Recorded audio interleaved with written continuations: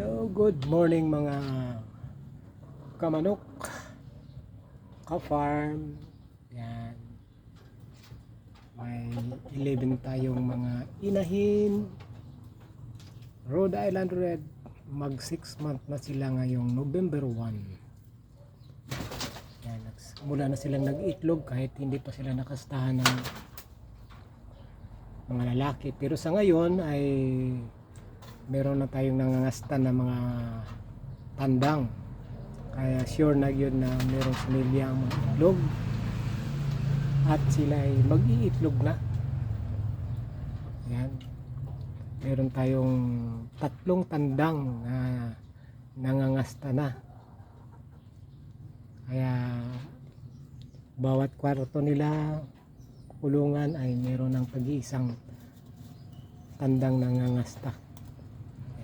At meron yung parang 2 pa lang ang nag-itlog or 3. Sure.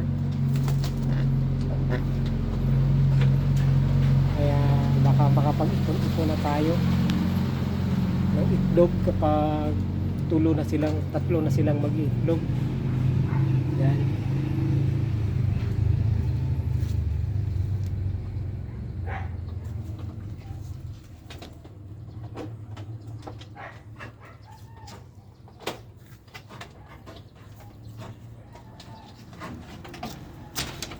Ito ang unang kwarto na dati ito ay naging kulungan, ngayon naging kwarto na nila. Kwarto dati kulungan, ngayon naging ano na sila.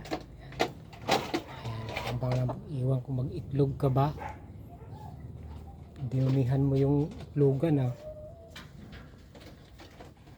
Itong manok na duwag lagi lang umiiyak, tumatakbo, inaaway kapwa babae. Dito naman tayo sa sikan kaduhang silda. Ito naman sila.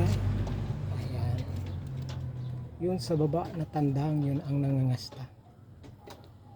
Kini isa ay hindi pa.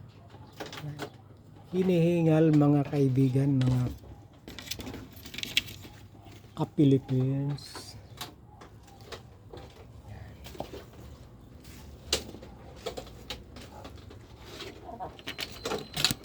Ito na.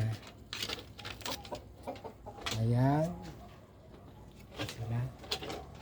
Nagpaplano ng mag-iitlog ng isang inahin. Katabi niya yung lalaking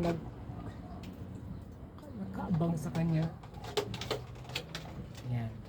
Yun sa kabila naman ay yun ang mga tandang. Kasi yung 6 na rin dito sa nagdadalawan sila sa kwarto. But kasi di sila pwede ihalo dito sa puro lalaki, kasi yung 2 tandang dito lagi inaaway nila, kaya kawawa naman, bugbog. Kaya di naman sila nang aaway sa mga babae. Ayan, kasama sila dito ngayon.